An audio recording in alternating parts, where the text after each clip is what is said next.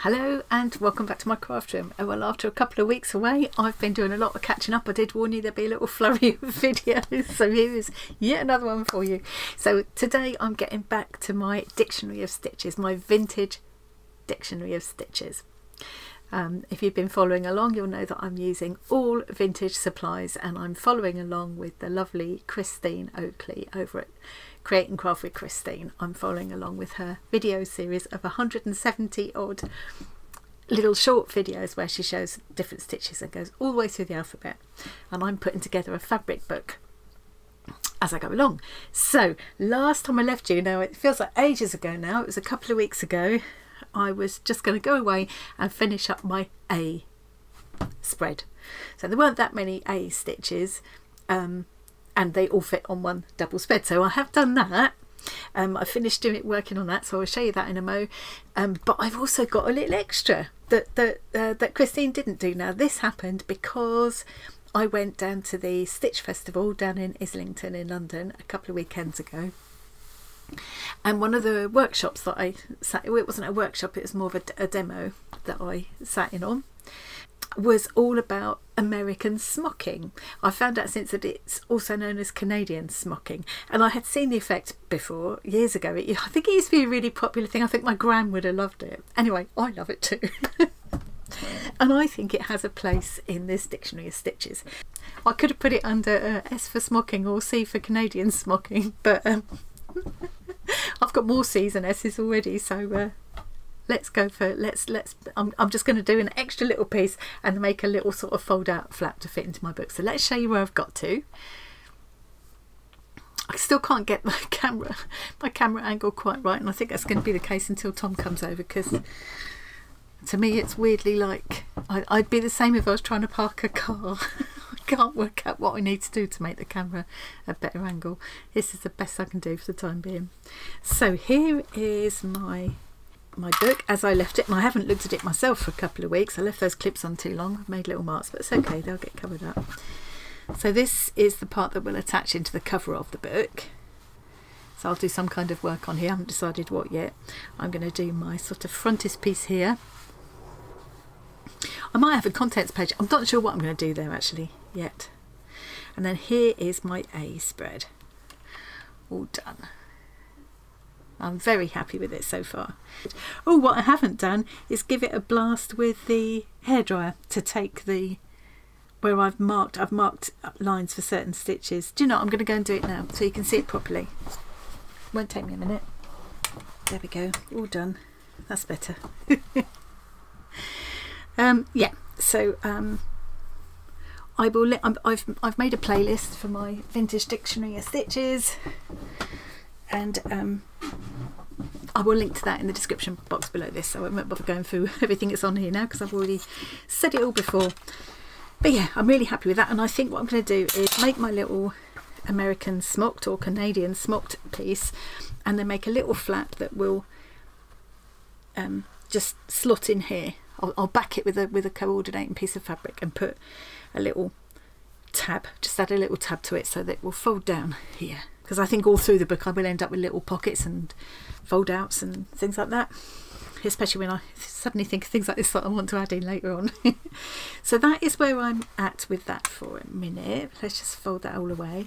I noticed that Christine has now started putting her fabric book together as well, and I really liked the way she put her pages together, so I might change what I'm doing a little bit for future pages. What she did was, rather than a continuous concertina kind of effect, she just had basically the length of fabric for 4 pages, and then she folded them in like this so that each one will become a signature, and you'd have there, there, there, there. And I think that's a better way of doing it, so I think going forward I'm going to do it that way instead. I just think that makes sense. I've not seen anyone do it that way before, but I just think that makes perfect sense, so I will be doing it that way for future signatures. Okay, I'm going to put that to one side for a minute. So what I'm going to do is practice my American smocking on this piece of lovely peachy colour cotton, that Christine sent, but I'm thinking I might also do a piece. It would be a perfect way to use these lovely pieces of Kathy Hansen in Australia sent me these. So all the fabrics I'm using have come from Australia, actually. She sent me these lovely vintage kind of satins and sheer fabrics. I thought she was just going to send me one little tiny piece to make a little bag for my vintage thread labels, but she sent all these. Look at this. This is lovely. It's like a silk chiffon. So the kind of chiffon, organza, and this kind of satin. And I'm thinking this satin piece would show off that American smocking thing really well.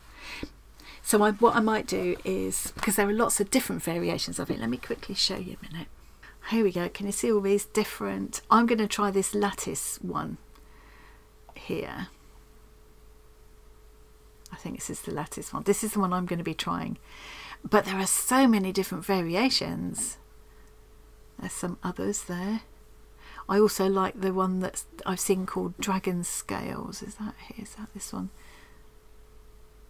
And there's one I've seen called Bones. I like the look of that as well. There's all this. So this is kind of, yeah, this is what I'm aiming at. So we'll see how that goes. So what I might do is do the one I've got a tutorial up. I'll link to the tutorial I'm following as well. Do that on here, and then try another American Smocking stitch on one of these pieces. It's really nice that now I've got my room sorted. I've got my little craft iron set up on the table behind me, which is a real bonus. So for my first go, I thought let's try a piece of cotton. I don't know if this is cotton or polycotton. It's one of the lovely pieces that Christine sent me, and I think this will be ideal. It will be less difficult than working with the slippy fabric.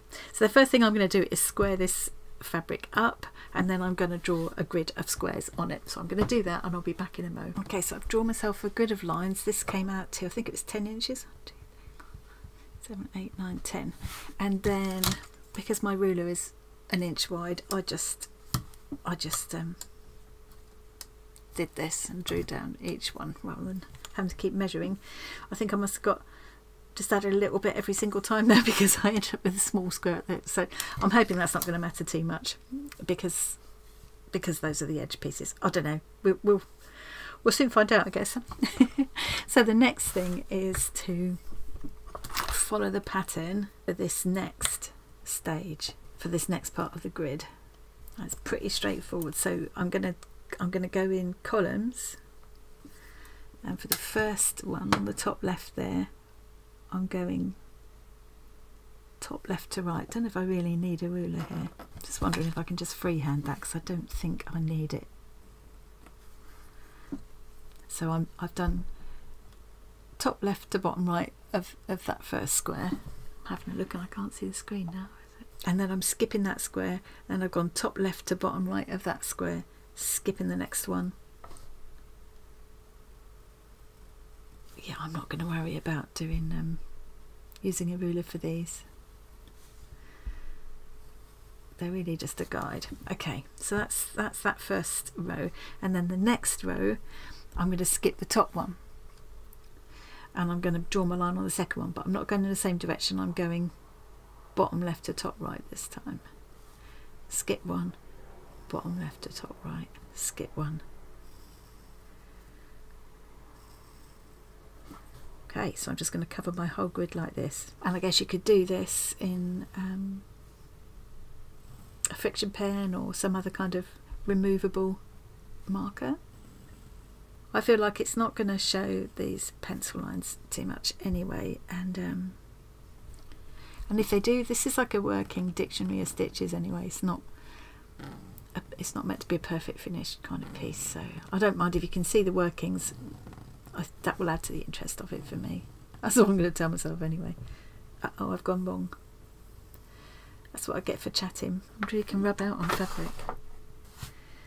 You kind of can.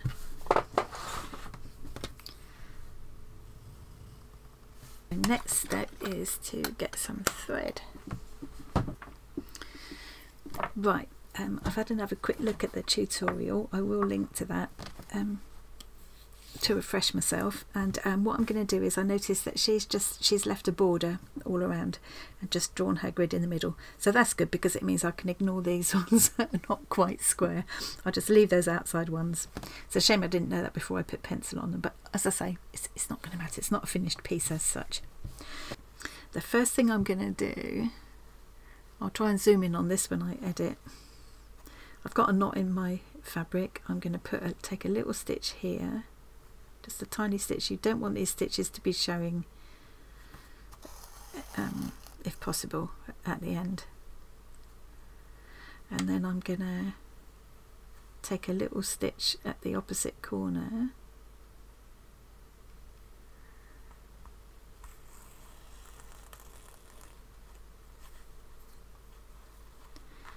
and I'm going to just pull that up gently to gather it,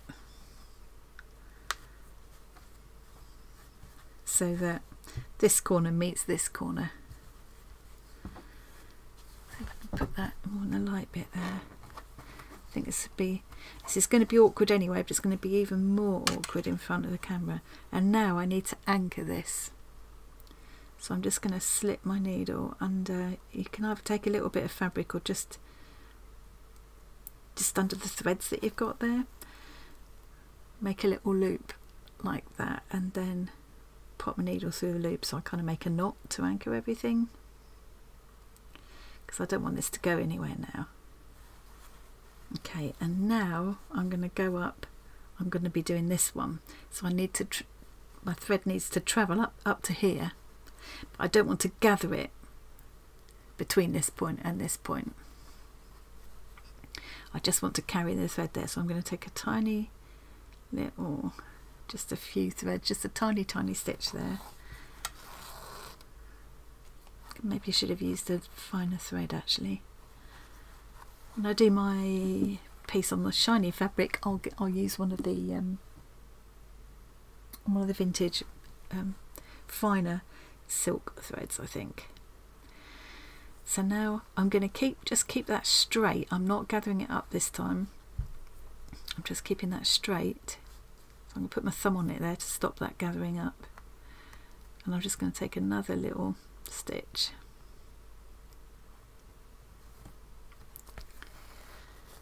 Oops. And put my needle through the knot, through the loop to make a knot. So that's now anchored there and won't go anywhere. And now I'm going to go down to here. I'm going to go down to here, to the opposite corner of that little square, take a tiny stitch,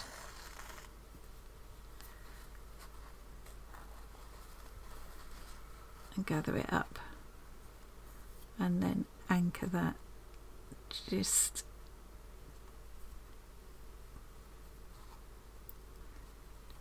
I'm just picking up the teeniest bit of fabric there just to anchor this stitch now.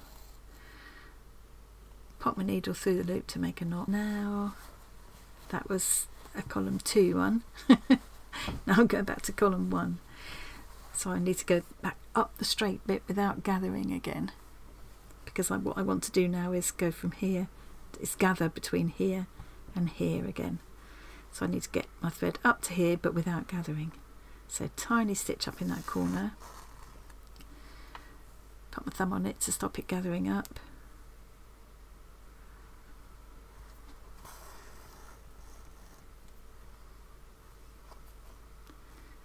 anchor the thread there, take my needle down to the opposite corner. The tutorial I'm following will show this much clearer than I am, so gather that one up,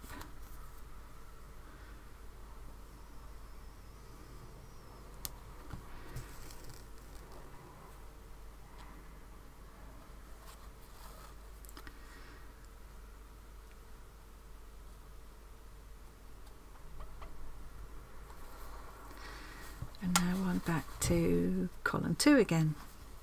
So I need to go up the straight line to this point without gathering.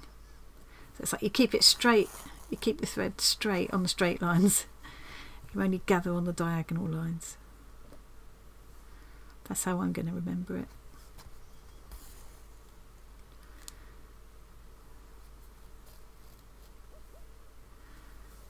Go. So now I'm going down to this opposite corner of the square.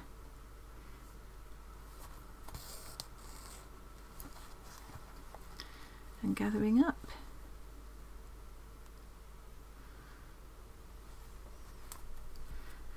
Oh yes, I'm in a rhythm now, I think. Speak too soon. It seems straightforward for these first two columns at least, except I keep knotting my thread. I do think I'm using the wrong thread.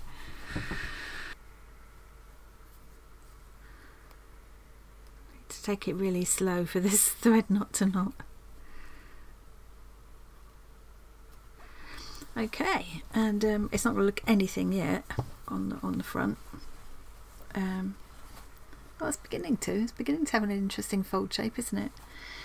I can see that I can see my little stitches there, and I don't think I'm supposed to be able to see my little stitches there, so I'm going to have to try and get a bit better at that. What I'm going to do is change to one of these threads. I'm really determined to want to use vintage supplies for these. What I'm thinking is this might be better. I need to make sure it's still strong. Sometimes the vintage threads do get breaky. No, this seems fine. I think I'm going to change to one of these. Well, there's this one. It's just a finer, smoother thread. That one's too breaky. Can you see? That's just breaking off.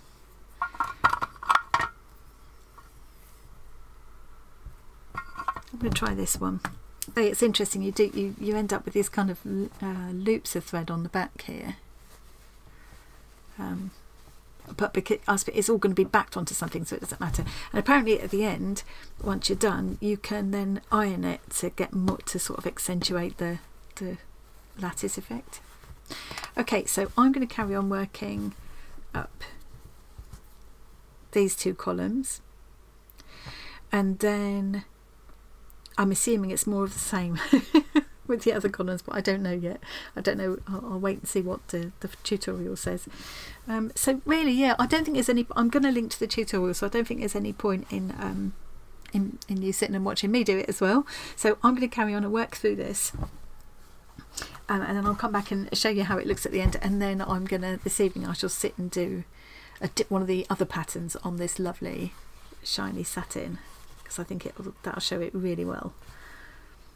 And then what I'll do is come back and show you how I'm going to make a little flap out of it to fold into my book. So so that's it for a minute. Next time I come back, I hopefully will have finished this piece. Wish me luck. I'm going in. Okay, I finished. I think I might have gone a bit I've gone a bit astray somewhere around here. Something's gone a bit awry there. But this bit, you can see how this bit is definitely doing what it should be doing. And I think if I was working over a bigger piece, the sort of wonky edges wouldn't be so apparent. I think what I'm going to do is try pressing it just to see what difference that makes, and then I'm going to try turning this into a little pattern. I'll lose this bit,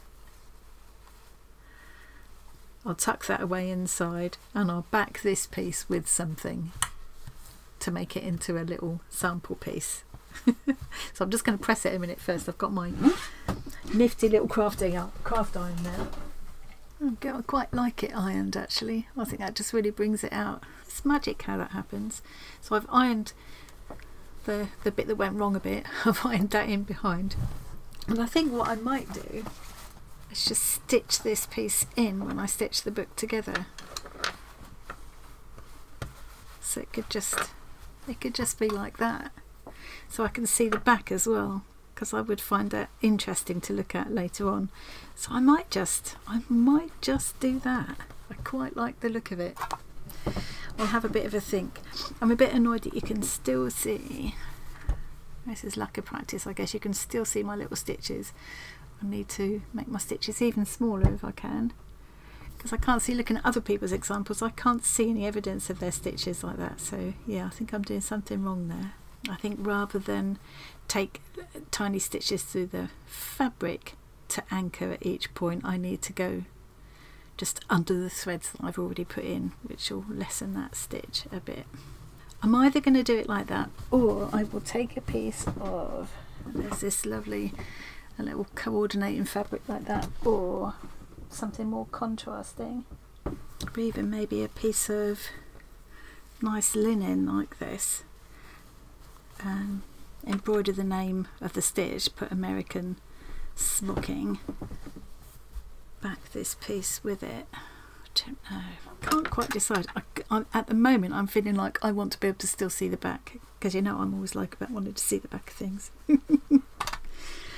So what I'm going to do now is stop filming. I'm going to cut and mark a grid with this piece. I tried to iron out those folds and I can't get rid of them completely. I think they've been, Kathy, who sent this to me, said these all came out of an old lady's stash of fabrics, and this piece has probably been folding like this for years. So yeah, I think that's enough. I think I'll be able to work with that. So I'm going to stop filming again now, and then when I come back, hopefully I'll have a nice piece of this done. Right, I've finished this one. It's gone skew with here again. And I don't know what it is I'm doing wrong, because I think I followed everything, but yeah, you can see even on the back, you can see that the pattern here is all pretty regular, and I've done something weird around here. You think you're following it, but so what I'm going to do is risk, I hope I'm not going to regret this, but I'm going to cut it here where the good bit is, and then back it with the leftover piece of satin, and I'm going to sandwich a bit of this lace. This is some of the lace that Christine sent me, and that will act as a kind of hinge to attach it to the top of my page. And then I'll probably embroider the words American Smocking on there somewhere on the back. So that's the plan. Right, let's be brave and cut this, and keep your fingers crossed for me. I'll cut it up here a little way first and see what happens. I won't waste this bit of satin. I'll pick the stitching out of it and I'll still use that. So I'm hoping that because you anchor it along the way all the time, it's not all going to come unravelled because I've cut it now. So I think I'm okay.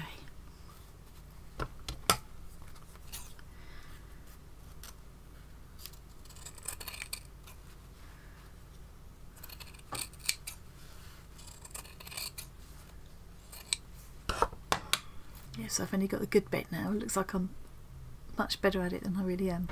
A pretty effect, isn't it? And of course I could still iron it, but I've decided I'm not going to this time. I'm going to leave it more sort of dimensional. Right, might as well trim these edges a little bit. Yeah, the time I've got the backing on and everything, nobody will ever know that wasn't perfect. All the way through.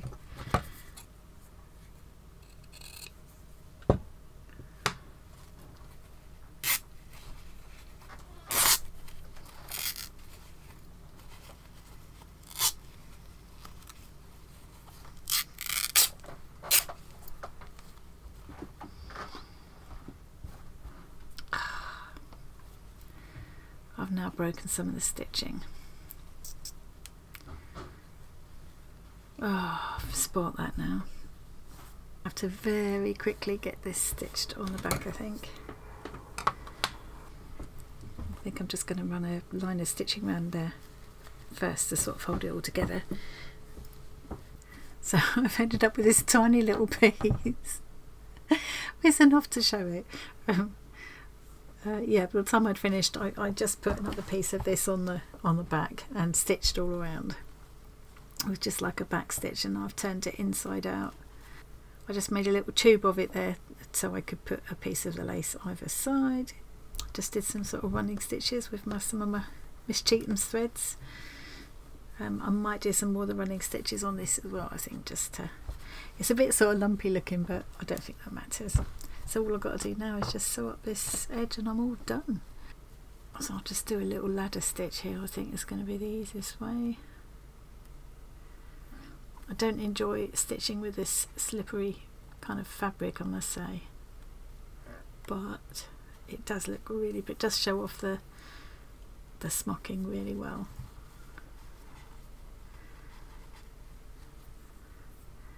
So yeah, I need more practice.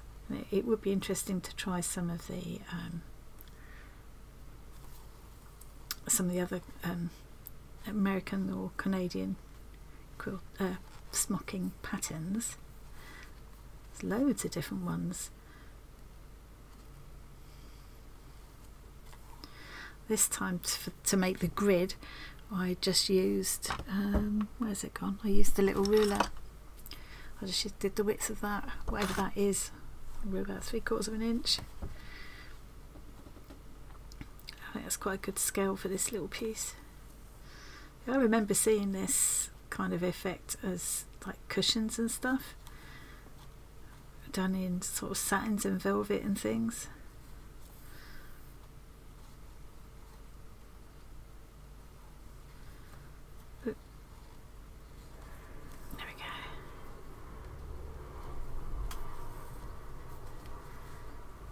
Got a little funny little raw edge there. I'm just going to hide that in under there and stitch that down. No one will ever know.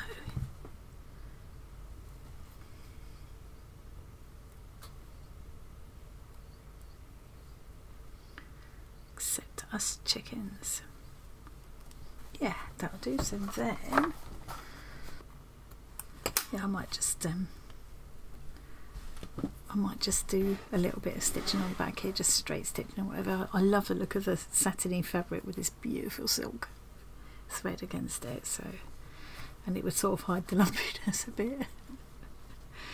But yeah, the idea is that when I stitch this book together, when I stitch these pages together, I'll decide which bit. I feel like it's going to go there actually. It could just as well. Maybe it should go over this thing that says Philadelphia, since it's American Smocking. But either way, it will, once the page is stitched together, I'll sandwich there's this bit of lace in between the two layers before they get stitched together. So it will just be like that, and then when I open up the page I can just do this. It's almost like a little cute bookmark, isn't it? So there we are. I need to get my little thumbnail on that. That's my absolutely, I'm not going to add anything else to that now. Finished little A page. I'm really pleased with that. Thank you very much for joining me today. Next time I come back to this will be to start my bee page. I'm really looking forward to that. There were a lot of bee stitches. That'll be one day next week now. Do check out Create and Craft with Christine as well if you haven't already, because the original Dictionary of Stitches series was brilliant, and it's really interesting now to see how she's putting her book together, because she is doing it differently. It's a very different look from what I'm doing, and I love them both. You know, it's one of the lovely things about these kind of projects is that everybody puts their own spin on it. So, oh, don't forget this, and when will this go out? Anyway, this Saturday, the 6th of April, it's Saturday night in, when my son Tom and I will be streaming live from here in my craft room. I plan to be doing some free-form crochet. I'm making a twiddle muff. And it's an extra, so you can bring along whatever projects you would like to do, and you can share pictures of what you're doing in the Facebook group and the Discord community. We always love to see. And it's an extra special occasion because some of our lovely community members, Barbara Brady and Claire Rowlinson, have donated gifts which will be going to 3 lucky viewers. I did a post in the Facebook group and the Discord community all about those lovely gifts. So join us if you can. We'll start at 8 PM UK time and we'll go on till about 10 PM UK time, and we will announce the lucky viewers during the stream. We'll do a draw and we'll announce that the winners during the stream. Okay, hope to see you then. Thanks very much for joining me today. See you again soon.